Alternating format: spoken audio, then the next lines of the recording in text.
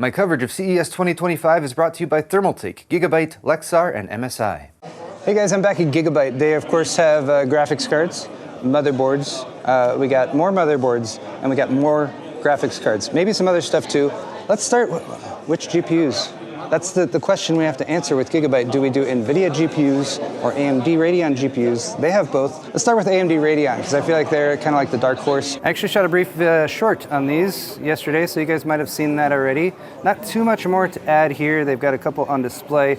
On the right is the Aorus Radeon RX 9070 XT Elite, which is going to be an elite version, a higher end model. It's going to be overclocked. There's a lot of specs and other details about the RX 9070s that we don't really know yet.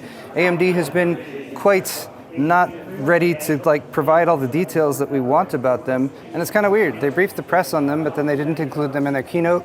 Closer look at the XT Elite, we can see across the top here, we have 3 8-pin power connectors. Is that a lot? It seems like maybe a lot for a 70 class card, since AMD did decide to name these 9070s because they're supposed to go up against NVIDIA's RTX 70 class cards like the 4070 or the most recently announced RTX 5070. Meanwhile, this is the Radeon RX 9070 Gaming OC, so this one will likely be the more modestly priced option, although we don't know what these are going to cost yet, and AMD really hasn't let us know any of that information. This one has 2 8-pin power connectors on the side. It also has a backplate, which is nice. It also has a blow-through cooler, which is an effective way of cooling these graphics cards.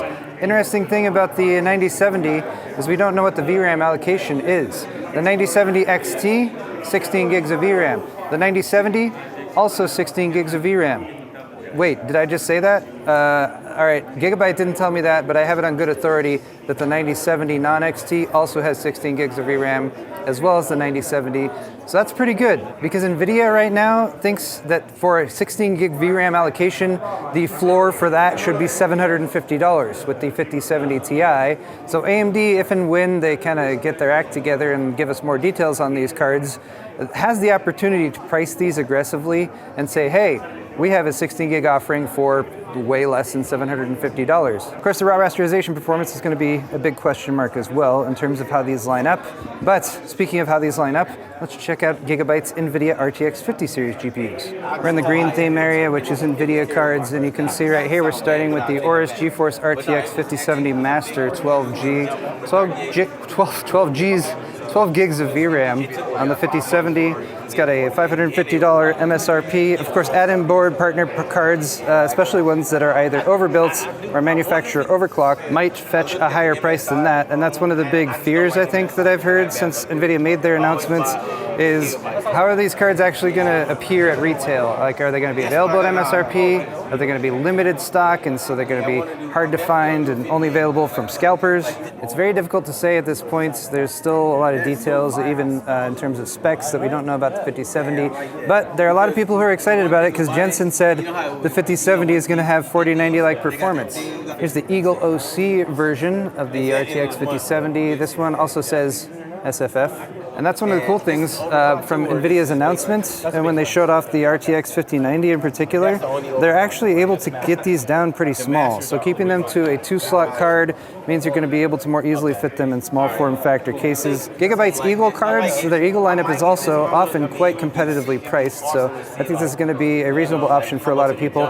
Getting back to Jensen's claim, though, about the 5070 performance, that's been pretty much confirmed that it was very, very much of a stretch. He was actually talking about the RTX 5070's performance with MFG, or multi-frame generation, enabled, which is frame generation. That's not actual raw rasterized frames, and we found it to be a bit disingenuous. We're not expecting raw rasterization performance of the 5070 to be anywhere close to the 4090, so take what was told with a grain of salt. That said, this is going to be the cheapest 50 series cards that's initially available. We haven't heard too many details about the 5060 yet, and I imagine the Eagle is going to be among the ones that you can actually buy, hopefully at or close to that MSRP price.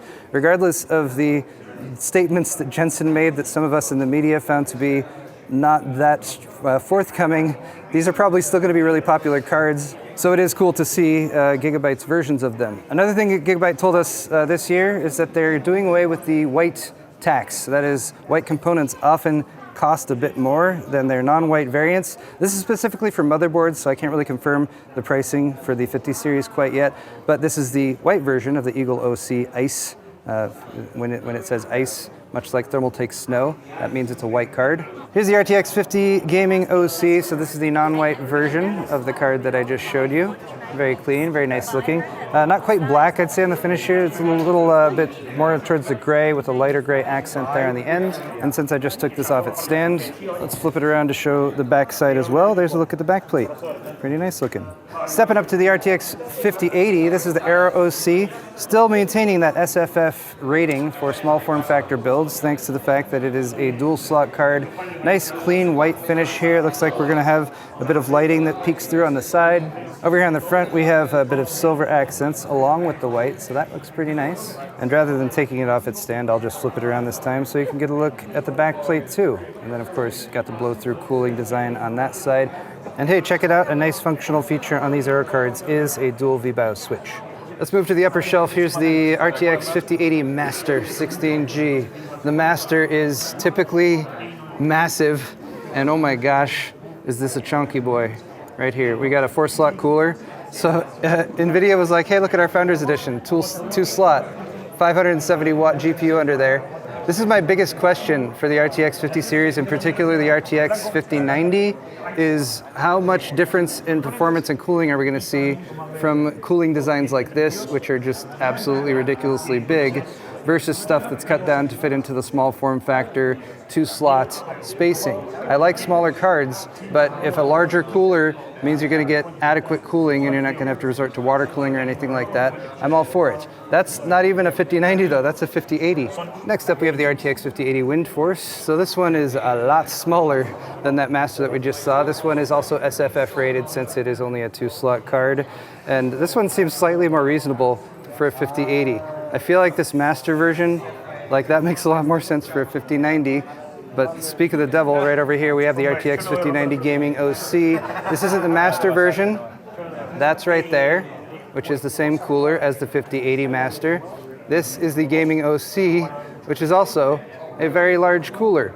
So despite what NVIDIA showed with their Founders Edition, we are still going to have plenty of very large graphics cards on the market, particularly at the high end with the 5090. And personally, I'm okay with that. If the larger cooler results in better cooling performance and results in a lower overall running temperature for the GPU, I'm totally down for that. And since we've got the 5090 version of the Master card here, let's just flip it around so we can take a closer look at the back plate over there. That's looking pretty nice too. Wait, I broke it. So this is the size comparison test. Here's my head. Here's the 5090 Master, which is it's definitely bigger than my head. So should be a good cooler, I guess. Carefully, carefully. We're being very delicate with the graphics cards. We respect them. We respect the GPUs. Here's a more diminutive 5090, the GeForce RTX 5090 Xtreme Waterforce. Oh, look at that, that's pretty. Waterforce, so it's all blocked up. With such a small PCB on these cards, which we're still not allowed to get a closer look at, but since the PCB is so small, we can have water block GPUs that don't need the extension for the fan and the extra fins. So that actually keeps it like relatively short. That's probably only, I'm gonna guess, 8 inches long or so. But a nice clean design on that block. We got the Xtreme series with the nice shiny logo there too, and a pretty clean looking backplate on the back.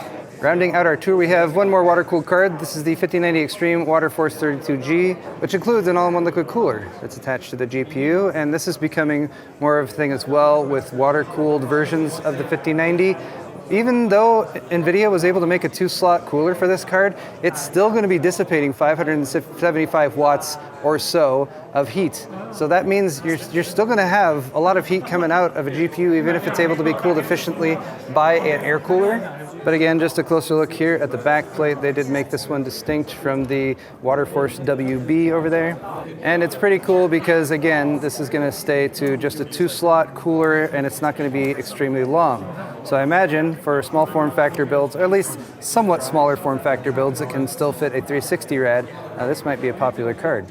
Hey, Gigabyte also makes motherboards. I feel like the motherboard launches and announcements have been somewhat overshadowed by the GPU announcements at this particular CES event, but I wanted to at least show you guys a few of them really quick. Starting off with this one. This one's already available, it's already on the market. I did a build with this like a week or two ago. It's actually in the system that we brought to CES. Joe's been editing on it and it's been doing a great job for us. Gigabyte calls their all-white versions of their motherboards and GPUs Ice Edition. So this one is a little bit on the higher end, being an X870 motherboard, the X870i Aorus Pro Ice. But if you're looking for an all-white, nice clean looking build and you don't want to spend like a bunch of money, this board is $300, which is not terribly bad, but it's definitely on a little bit towards the higher end. But we now have B850 chipsets available. That's pretty cool because B650 was really popular because it did pretty much all the stuff that you'd want it to do. Still even allows you to do memory overclocking and CPU overclocking. So I've been recommending B650 boards for builds for quite some time, especially if you want to stick to a reasonable budget. And again, Gigabyte says they're not going to have like a white tax. The white versions of these boards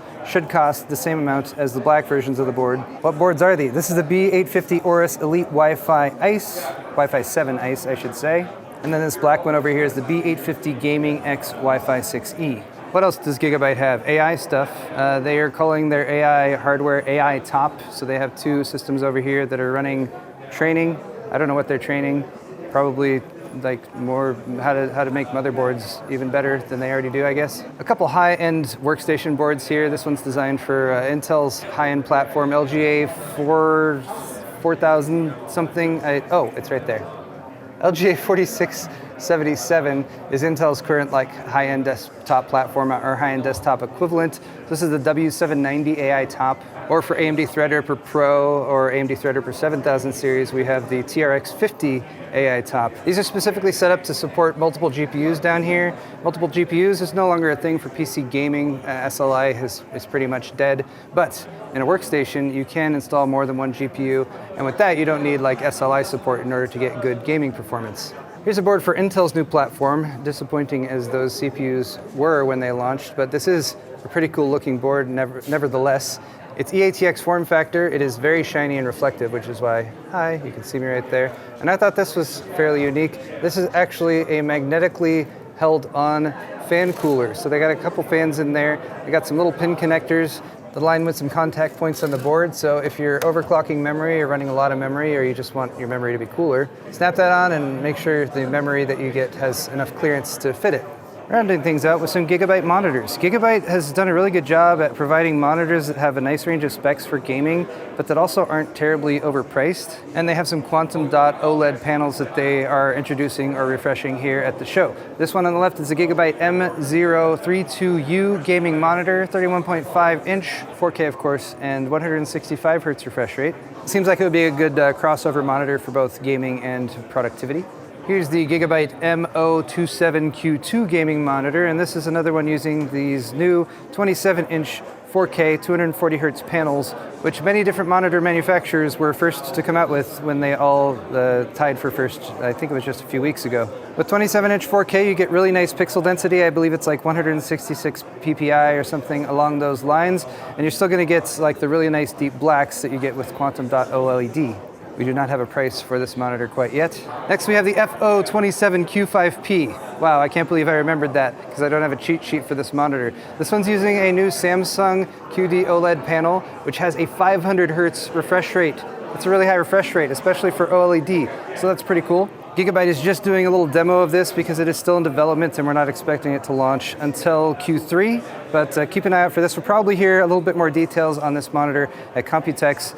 And for the Twitch gamers out there who just can't get enough high refresh rate, it's going beyond 240, it's going beyond 480, now we're up to 500. But 500 Hertz paired with this type of panel, with the color reproduction you get, especially with the high contrast ratio, and as I've mentioned many times before, the deep true blacks that you get in an OLED panel, that's pretty interesting. I have a feeling there's going to be a lot of folks interested in this monitor. A couple other stats here, it's Display HDR 500 rated in terms of contrast ratio, and DisplayPort 2.1 on the back there. So you're gonna need a newer graphics card with that standard in order to push that many pixels to this monitor. I didn't say the refresh rate, 500 Hertz, 2560 by 1440 is the resolution of this monitor too. And that ends my grand tour of the Gigabyte booth here at CES 2025. I want to say a huge thank you to Gigabyte for sponsoring my coverage this year, as well as my other sponsors, Thermaltake, Lexar, and MSI. I have more videos coming at you guys real soon. Hit the thumbs up button if you enjoyed this one. Let me know in the comments if any of the products that I showed you guys today are particularly piquing your interest. That would be great to hear. Also, if you want to see more of my CES content, there is a playlist available that you can check down in the description. See you all in the next video.